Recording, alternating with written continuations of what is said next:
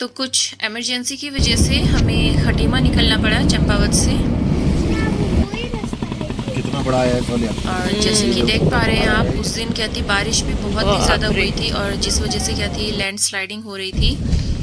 कुछ ये है सबसे चंपावत के डेंजर आसपास पॉइंट एरियाज थे चंपावत का। और स्वाला के पास भी। अगर आप चंपावत से स्वाला बिलोंग है करते ना हैं तो आपको पता ही होगा ये एरिया कहाँ पे है। बाप रे, कितना गारा है यहाँ पे। लेकिन ये अच्छी उत्तराखंड की सरकार की बात है कि जगह जगह पे रेस्क्यू टीम्स भी थी और क्रेन्स वगैरह लगा रखी थी आपकी हेल्प करने।